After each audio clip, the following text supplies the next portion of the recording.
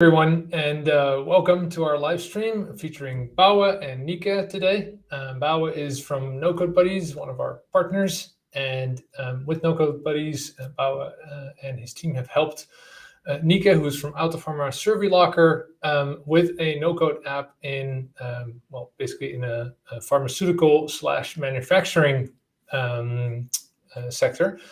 And I thought it was fun that we sort of explored that, and Bouwe and Nika were very open to that. So here we are today. Now, Bouwe, you've written a really cool book that I also want to get into. But first, let's start with some introductions. Tell us a little bit about who you are. Okay, well, thank you very much, and happy to be here and to be able to tell us something about the book and about Autopharma, because we are very proud of our customer. My name is Bouwe Koopal. I'm living in Holland. I'm 62 years old, and I have experience in programming in about 50 years now, but finally having some fun with a no-code platform. And before that, I was, busy with all the coding in the high-code platforms. And yes, I wrote a book, and it's about the world of UDI. I also prepared some slides. So is it a good idea to share them now, or do you want to introduce Nika first? I would like to hear. Yeah, let's hear from Nika first, and then let's dive into that, because it's good idea. That is. I will do a small introduction, Bouwe, then you can start your presentation. Thank you. He's so looking forward to this. Oh yeah, of course, always. My name is Nika van Remmen. I work at Autopharma in Leeuwarden. So we're based in the Netherlands, and we make medicine dispensing machines for pharmacies so that patients can retrieve their prescription medication from it, and they don't have to go to the counter, and can do it even 24 hours a day when the pharmacy is closed. I'm the new order manager there since 1 year, now using Triggre to build our order management application. Yeah, that's cool. Very cool. Yeah, Bouwe, let's hear from what you've done, because what is interesting to know is we've oftentimes already promoted Bouwe's book because we really like the idea behind it and how easily it explains sort of the world from traditional software development all the way to integration through, let's say, more traditional systems with, and all the way up to no-code systems for integration, for building applications and everything. So we do highly recommend everyone to check it out. But Bouwe will tell us something about that and how that has been used in the project, and then we'll dive into what the project looks like. Yeah, okay. Let's first share my screen with you. Okay. Yeah, show us that super beautiful presentation. Because we know you've been aching to. Okay, I have complete screen. As always, wondering if it's going to work. Yeah. Is it working? We are now seeing your screen. All right. Okay. Let me introduce the world of UDI. And the world of UDI is a visualization of the world of the cloud. So if you're going on a sort of customer journey with us, we are going to travel around in the world of UDI. What I'm now going to do is explain a little, not everything, because then you have to buy the book and read it all. But I give you a sort of quick view on these worlds. And the world of UDI consists of 3 continents, 3 major continents. And the 3 continents are U-City, Development Island, and Integration Harbor.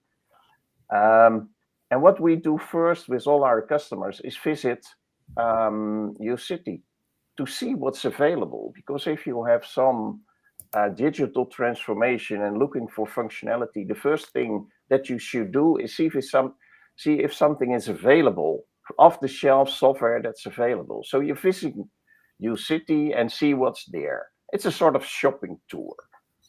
Oh, can you hit F11 a little bit, because that will make the screen a little bit bigger, so that it might be a little bit easier to see for people, the browser window. Sorry.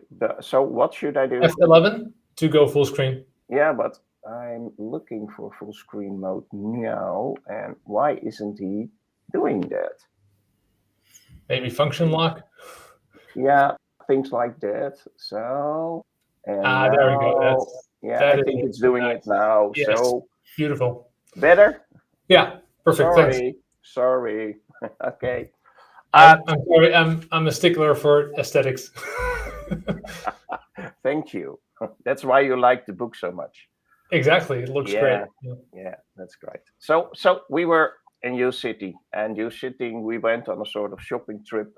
We're looking if something is available off the shelf. But if it's not available, then you should go to Development Island. You have to develop it. You have to develop it by means of coding platform, no coding platform. We have to develop it. And then the last, and also one of the most important platforms, whether you choose an existing application or you're going to build one, you have to integrate it.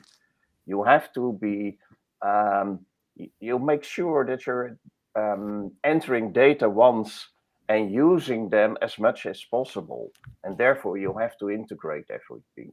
So these are the 3 continents that you are visiting during a sort of holiday tour to the world of UD. Let me zoom in a little on the 3 continents. First of all, on U City, you have the business center, and Jesse already mentioned it. This is the place where you see the big integrated full service packages. Not easy to use, not easy to get rid of, not easy to implement. You can't do it yourself. You have to hire a bunch of consultants. It's not, in my opinion, ideal place, but for larger companies, it is something they want to stick to. But it's a difficult environment. And these are like the SAP type applications where you hire someone for like 2,000 euros a day, and then you start off with 1 day a week, and you end up with like having to pay them 5 days a week because they don't make it any easier. Okay. Yeah, I wasn't planning to call names of applications, but this is but just to give people an idea. There's a lot of companies who work with it really well. Yeah, that's right. But it's also very difficult. And the weird thing is that you're buying a huge application and you're paying more or less consultants to switch functionality off.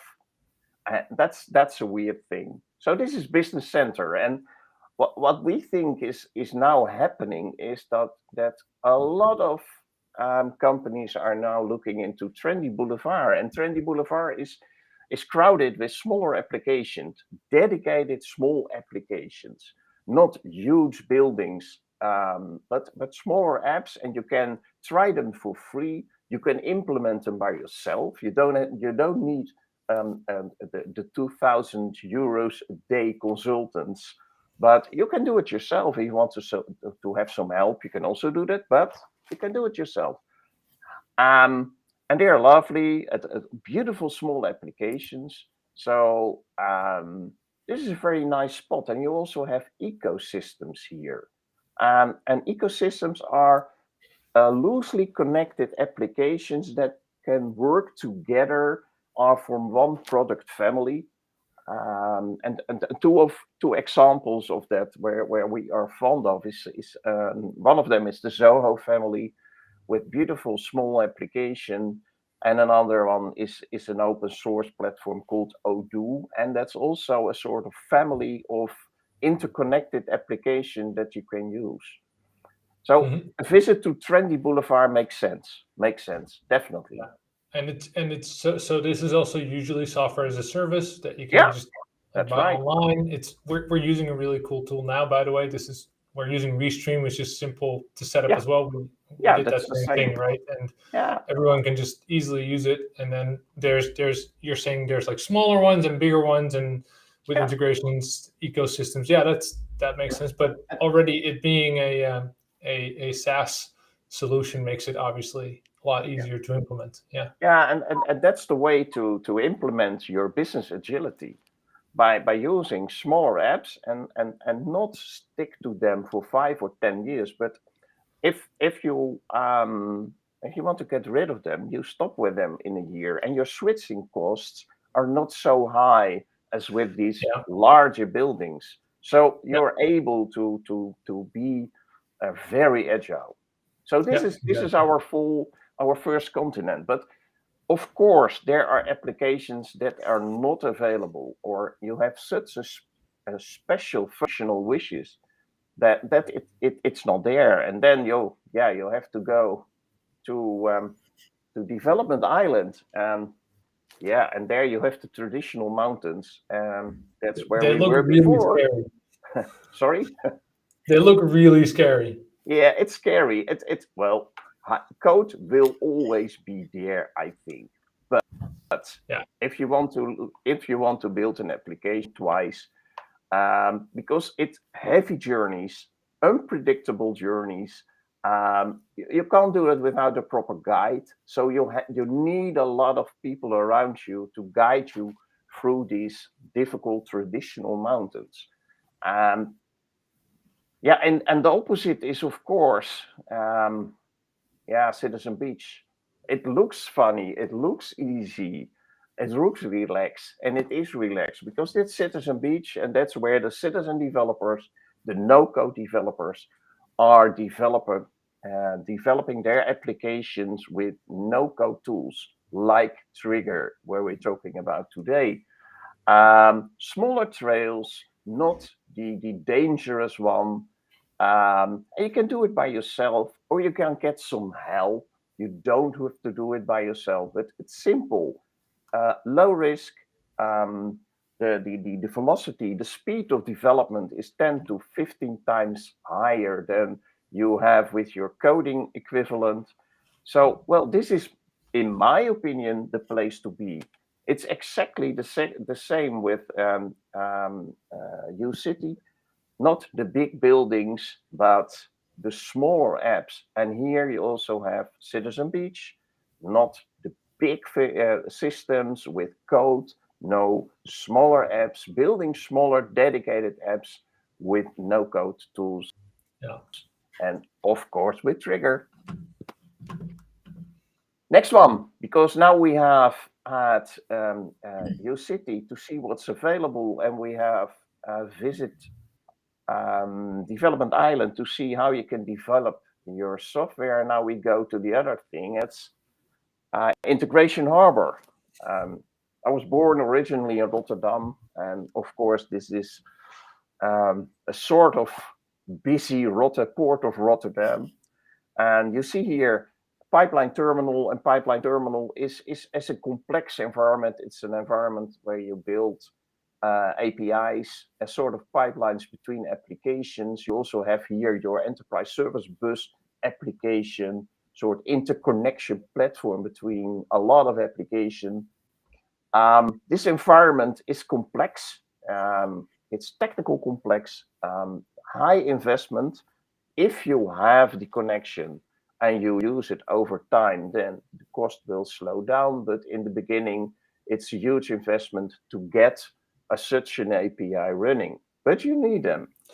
But also here, is this also like, because I can imagine that if you have a big application that has everything, so to speak, right, then you don't need as much integration, but then you're basically tied to that, right? So it's basically you have a choice between, you either have to and let's see if I get this correct, but you either integrate everything with the smaller applications, maybe from the Trendy Boulevard, which sounds really nice, and some of the Citizen Beach application that you might have developed, or you try to do everything in one system, and both, I guess, have their upsides and downsides. Yeah, that's right. Yeah. That's right. But you have a third one, and that's why I call I named the ecosystems, because with the ecosystems, you get rid of a lot of APIs, because they already more or less integrated. Mm-hmm. So if you have some of these smaller apps in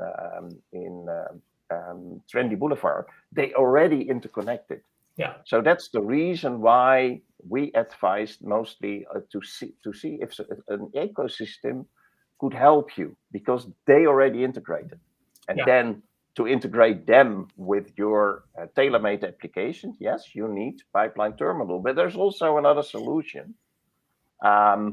Because we also have, when we're talking about that sort of like the ecosystem could also be, for example, like Shopify has an integration with Stripe, for example, that you can just turn on. Right. You hook up your account. That's sort of what you mean. And then if you want to have your Stripe connected to your bookkeeping software or something, then that might be a little bit more work, which would require one of these options, right? That's sort of the difference. That's the difference. That's right. Yeah, and more or less what you are explaining now is what we advise is a sort of API first approach. So whatever you choose, whatever you develop, always look at the integration options, because that's what you really need. So you should start with that. But there is also a sort of citizen environment, because the pipeline terminal is a technical complex environment, and you need software engineers most of the time to do this. But there's also robotic seaport, and there you can do it yourself. So you don't need anybody, and just integrate your platforms together. And then you're talking about a product like Zapier, and Zapier is already connected to a number of other applications. And then you don't have to bother about the APIs. You just said, if this is happening in one application, I want you to do that in the other one. So, and that's robotic seaport. Zapier is not the only one anymore. There are more products now available, but the mechanism is more or less the same. Yeah. Predefined connections between applications. Right. So this is a short overview of our of the world of UDI, and we as NocodeBuddies, we use the world of UDI to discuss things with our clients and not mention the boring words like project, team, milestone, because anybody get a little bit upset of another ICT project with a lot of risk. So we start with making it a little bit funny to use the world of UDI, and it's also attractive to see and to look, and everybody likes to travel and like other countries. So we're talking about journeys, travel groups, destinations, and that sounds different. So that's what we are doing. And that's a sort of bridge to the second part of this discussion. That's about Autopharma. Now the journey of Autopharma. So because maybe Nika, you can introduce that, because obviously I'm guessing you had how did it start? Like where did sort of the need to do anything at all came from? Because I mean, obviously there was a problem somewhere. Yes. We would love to hear a little bit about the problem. Yes, of course. Well, we started this journey because we wanted to automate our order process because we had the same data in different systems or in different locations, sometimes even Excel sheets as well. So because the same data was in different places, errors, could be made easily, because when you type something in one system and you type it in another and you forget something or you write something different, there could be a mismatch in the information. So that's why we decided to check out our options to automate the order process. And in the end we came out to Triggre, and that was basically because of the flexibility that a no-code platform gives us, and also the low cost that come with that, because you're able to develop the application to your own needs, and also adjustments you can be or you can do by yourself, and don't need the help of software companies to do it for you. Yeah. May I add something to that, Nika? Yeah, of course. Sure. All right.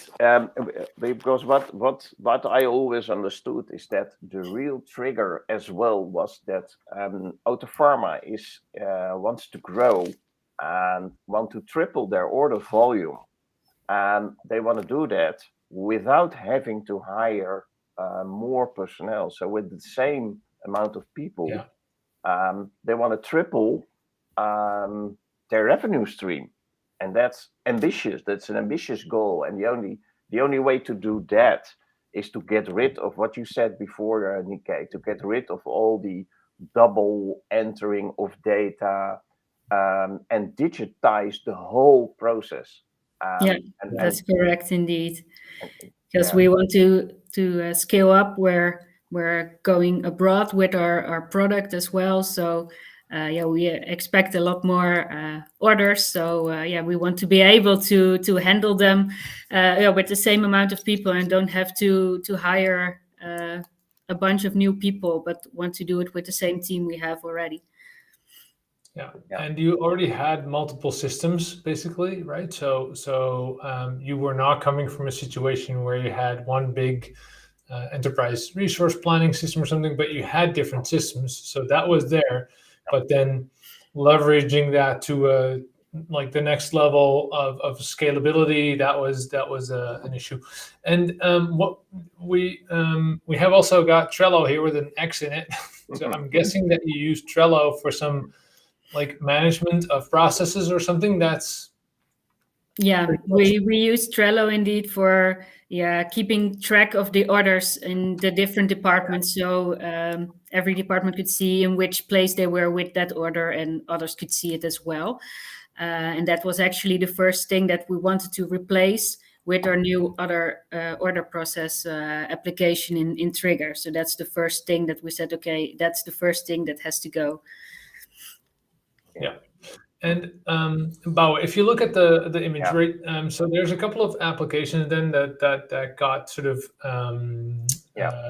put in place, or maybe they were already there. What do they do? So I mean, I know what Triggre does, but but maybe it's good to explain it through.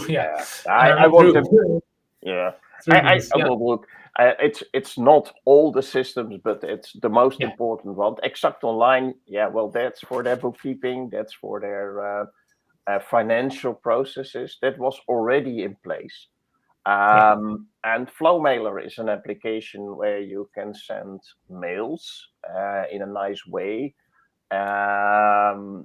It's like MailChimp, but then more for individual mails than for a bunch of mails for mailing big mailings. And that was already also used by Autopharma. So they were existent, and then we have the Triggre, of course, to build the new order system. But not only that, but there are also plans to extend that to other processes as well.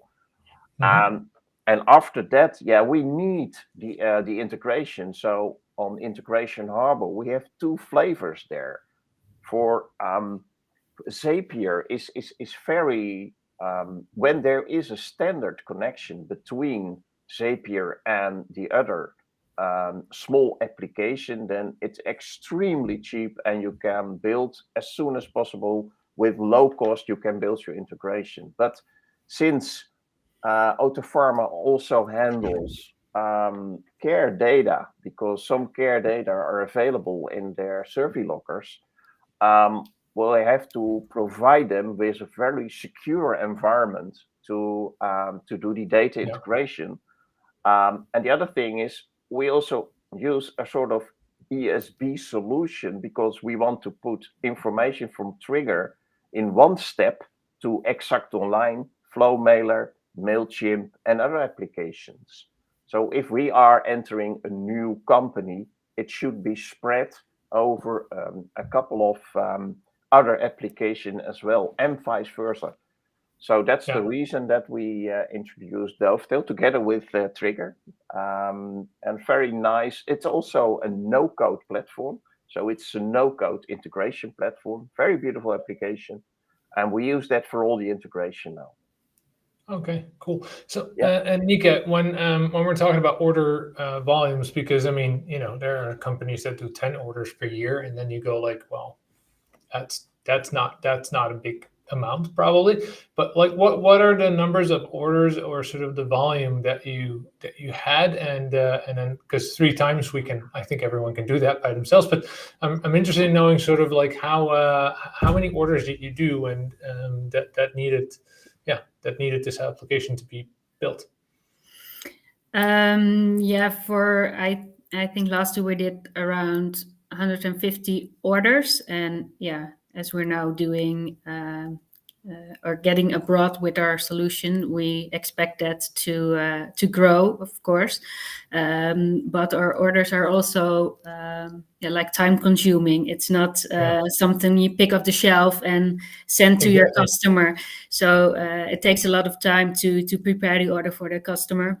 There's also a whole IT component in it, and also their processes take time to set up and make sure everything is in order for the customer.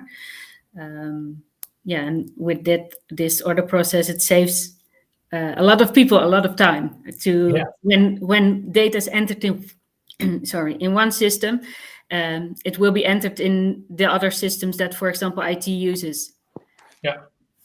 Yeah, clear. And so from your point of view, like because we also, and Bouwe also mentioned this, like you can obviously you can do these things with citizen development. You can do them yourself. This is why it's called citizen development. And I know that you've also worked with that. What was sort of your incentive to work with a partner? Because NocodeBuddies is one of our partners. But what was your why did Autopharma? What was the added value there for you? I don't know what the reason was why they started with Bouwe, because it was before I came to work here. But I'm very glad we have Bouwe and the other guys that are helping us on board, because it helps us really to how do you say it, to he tells us which way to go. When we're stuck, he can reach out his hand and say, okay, let's schedule a meeting, we talk about it, and then you're always I know I can go on now with my process or where I was stuck at. So, and he has experience, of course. So he has made multiple applications, so he knows how things work or what will or won't work. So he can advise in that as well. So that's really value for us. Yeah, cool. So it's more of a guide instead of someone that's that basically slides your chair to the side, says like, I'll do this for you. Don't worry about it. But he really helps, as I understand now. So they really helped you to make the right choices, to ask the right questions, and then to get to a solution. Okay, clear. Yeah. And I see that Bouwe has already put up something about the travel group, because obviously Nika was part of the travel group. Of course. In this sense. Yeah. Let's see how that works with this project. It's interesting to see this. Yeah, because NocodeBuddies is we use the buddy principle, and you see 3 people over there, three sort of buddies: the senior buddies, the junior buddies, and the customer buddies, and we're working very closely together. And so our organization is made up of 2 of these kinds: senior buddies that are old men like me with very senior, perhaps retired or partially retired, with 30 or 40 years of experience, and we combine in projects them with the junior buddies, and these are students. They are 18 years, 19 years, and they are still on school, they're still studying. They started doing internship with us, and in that combination, we work together with our customers, and our major goal is for them to get rid of us, because what we want is not that they have to hire us forever, but no-code platform, you can do it yourself. So we advise always no-code solutions for in New City, Development Island, and Integration Harbor, in order to get the customer to be able to do it themselves. And that's also the reason that management and also the process owners and support employees, they all learn how to build in Triggre, and they all learn how to make a data model, how to do data modeling. Although they don't have any experience with that, our customer buddies, Nicky included, are now able to not only to redesign their processes, but also to implement parts of that in Triggre. If they need a lot of effort and they need us, we can scale up and help them. But in a sense, they can do it themselves. And 2 of the support employees are on a weekly basis developing. And Nikkei as well. She's when she sees something, she's not even writing a user story. She's changing it in the software immediately. So this is the travel group. It's a nice group. Yeah. Interesting. So Nika, how is that as a customer? Because I mean, I can imagine that it's a little bit different maybe from a traditional project implementing software. When Bouwe comes along and says, Nika, you're gonna implement some things yourself, and you're like, what? I'm not a programmer, right? Yeah, that was the first thing I thought. I have no experience at all in developing something in software, have no clue about software. So I think it's really cool that I can now, when I see some small things, or I even want a certain field to be mandatory, or I see spelling mistakes, whatever, I can just log in, I change it to my liking, and then it's fixed. Yeah. No need to call someone or wait for them to have time to change it. Yeah, and what I can imagine, but please tell us how that was. Like, my experience from my first companies was that if you do these projects and you have a large user group, for example, or any user group, and you present them with, ta-da! Look, this is it. This is what we've thought up in our little room here, and we decided this is the best thing for you. This sounds a lot more like you're very involved in the actual building process, since we're more talking about guidance instead of like being done for you. What does that do in terms of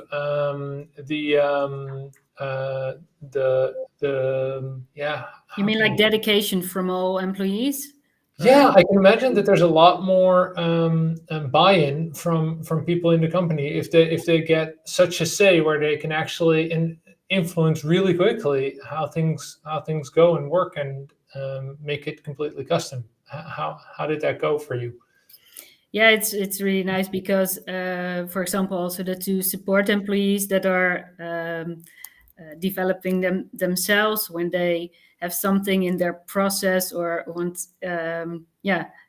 see something that they say, maybe it would be great if we could change it, then they can talk to me, and we have a discussion about it, what would be the best way to change it or to implement it differently, and then they can work on that solution themselves. So basically they change their own process to the way they like it and what works best for them. Cool. Yeah. Okay. That's different than what I know from back in the day, at least. Yeah, it's totally different, but it's also it's very, very rewarding to do it that way, because you also more or less, I'm proud of my customer now because they adopted it and they are really able to do it now. So well, that's cool. That's so cool to do that. Yeah. All right. Okay.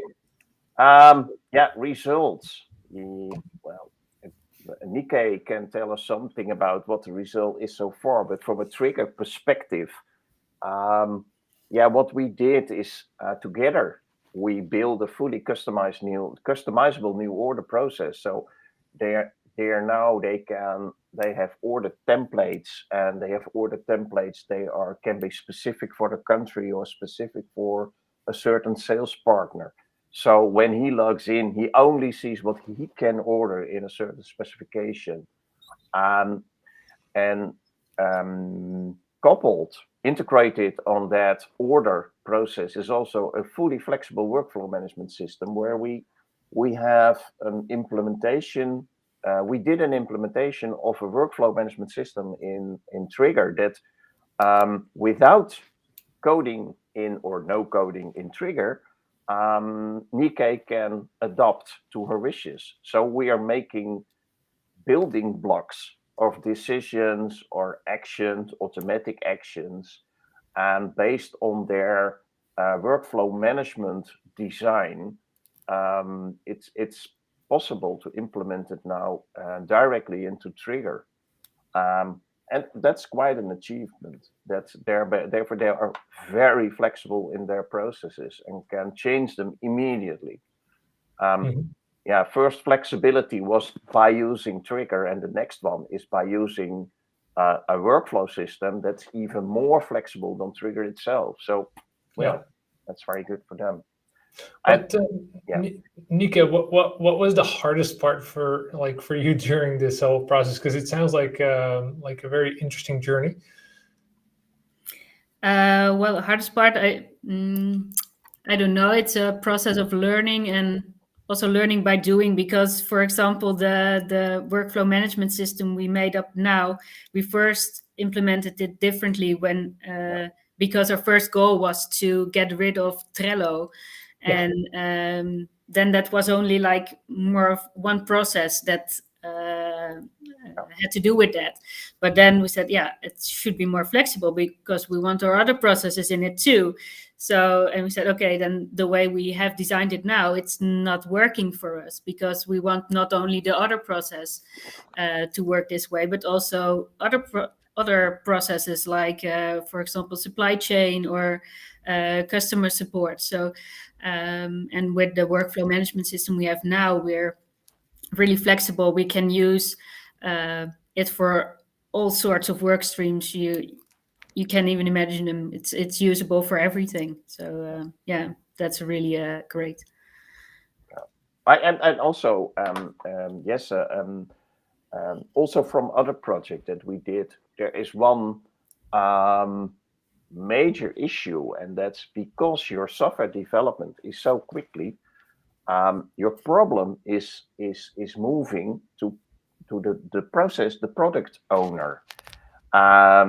So the real problem lies in defining as soon as possible your user stories, because otherwise developers are already finished with the last ones. So there's an extreme pressure on telling what and defining what should be built, and that's also I wasn't used to that. It was also the problem lies in the coding, in the time and the testing of the coding and things like that. Now, problem is defining functionality. I think there are a lot of product managers out there who would love to have the problem of having an empty pipeline instead of having to choose which one they are gonna implement versus let them slip. So that's really good. Really interesting to hear the journey. Let's see if there's any questions. We have some help on the back end to check if we have questions, because we do have some. Here we go. So the question is, Nikke, I'm curious to know whether any Autopharma employee can edit the application. So how does it work in your company? No, not any employee can edit it. It's really the citizen developers Bouwe mentioned before are for product owners and to support employees that are developing. But of course, everyone, when they see something, they can share their thoughts about it with us. And not everyone has the time to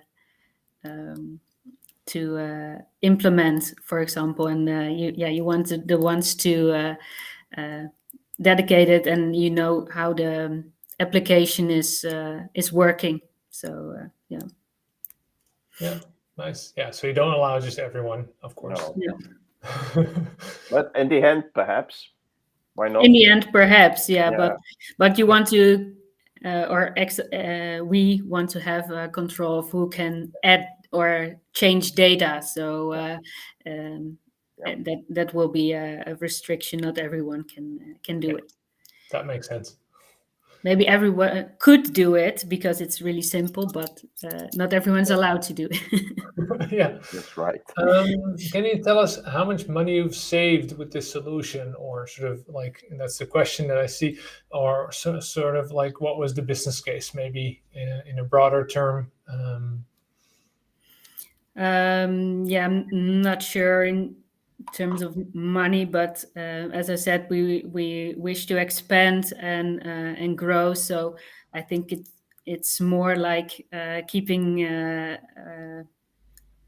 handling all the orders without having to add new employees to your company. Yeah, so basically what that means is, look, let's take a situation where you would grow 3 times and you have to hire 2 extra people to help you out.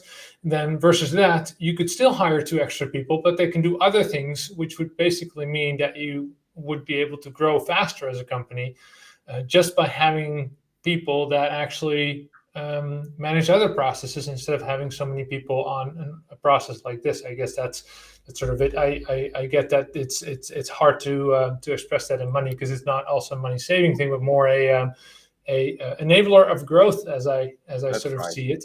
And that obviously opens up a lot of opportunities in other things. So I think if you would have to express that as a business case, it's more to the growth of a company than it is to the savings. Yeah.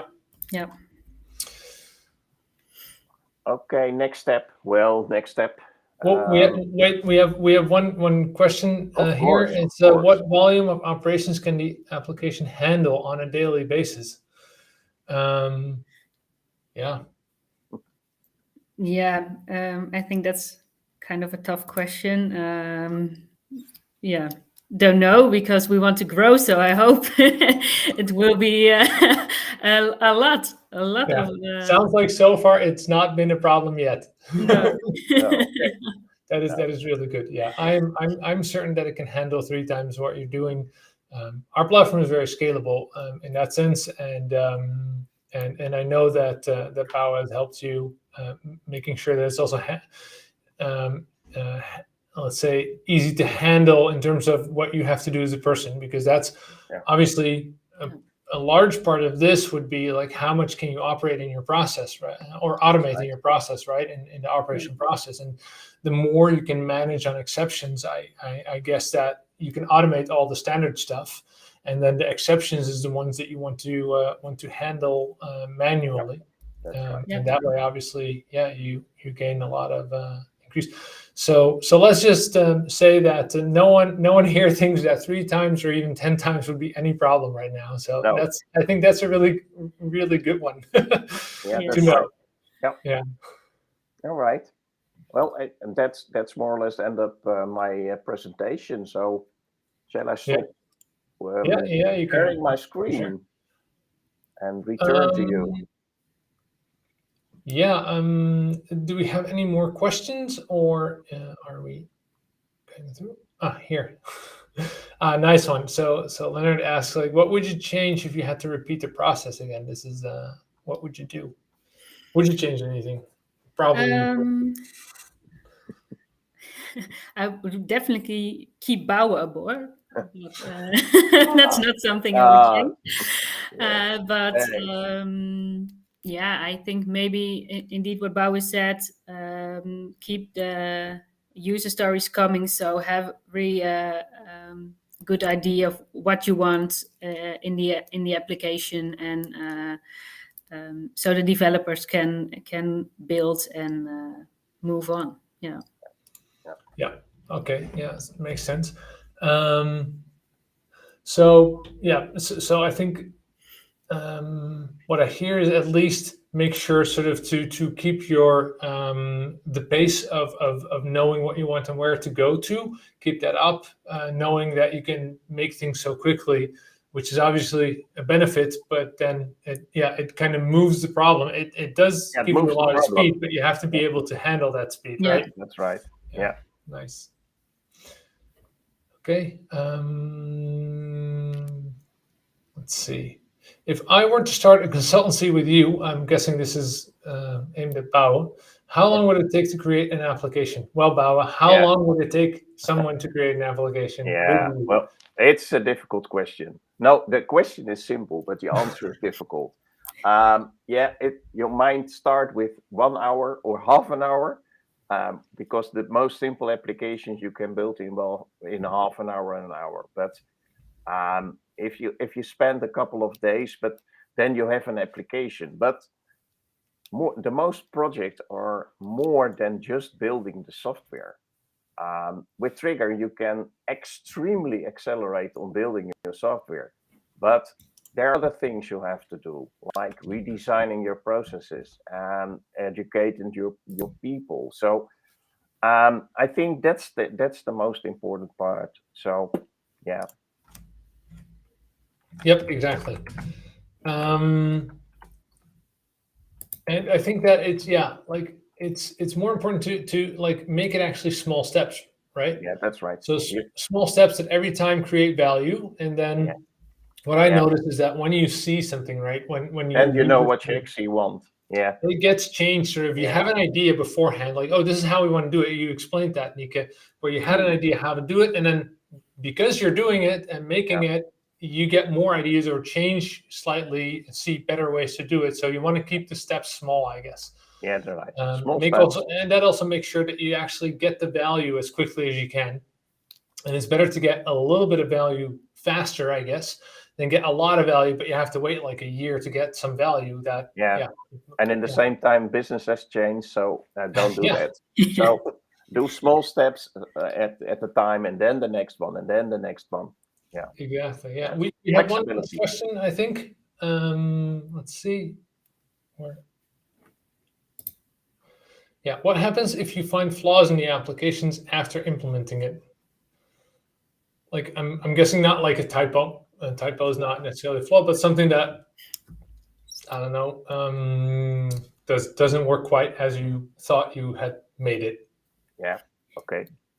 Yeah, that happens to us as well in the process, because then you think something will work, and we have like a test environment. So when we develop something, it will go to test environment first. So we try to avoid having those flaws in our main environment. And when we find something, then we correct it. Yeah, we'll correct it. We will talk to the developers and show them what is not working, and they will work on it to make sure it will be correct, and then we can publish it again to our main environment. The only thing we're afraid of is having mistake in our data model, because then flaws have a great impact. So that's the reason why we spend a lot of time thinking our data model over and over and over. So how is your data structured, and how are they related to each other? And up till now, we didn't have any problem with that. That makes sense.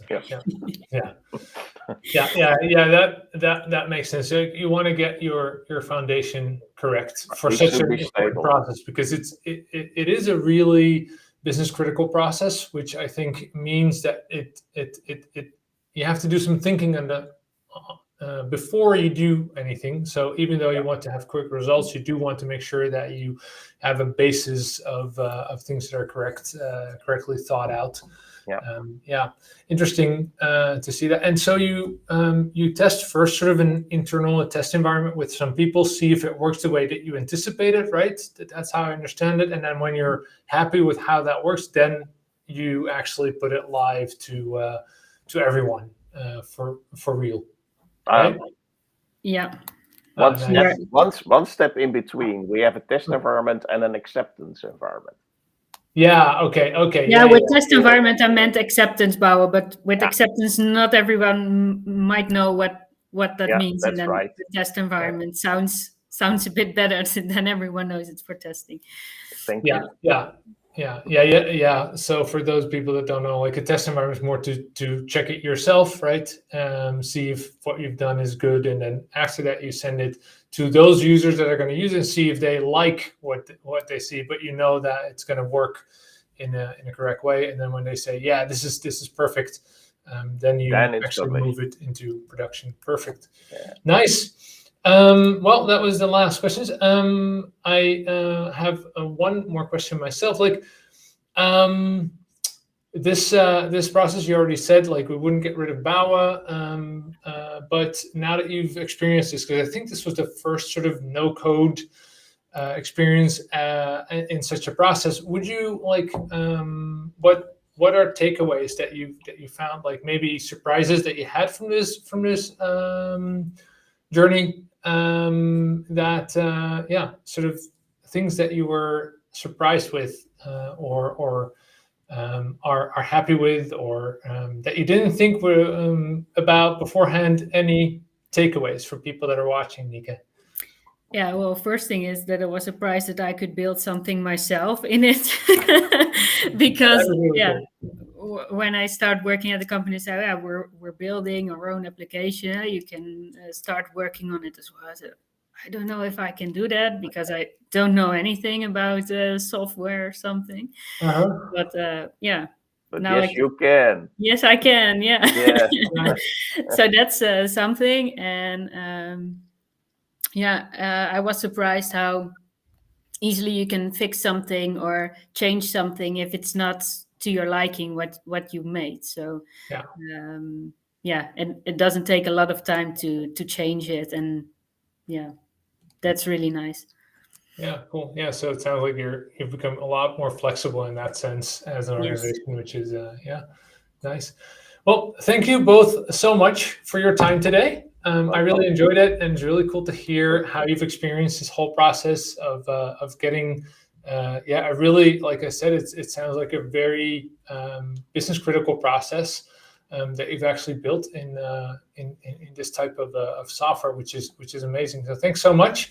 That's it, and we'll gladly talk to you, both of you, again if there's new projects, Nika or Bouwe, with you or other customers. We'd love to hear. Thank you so much. Bye, everyone. Okay, bye-bye.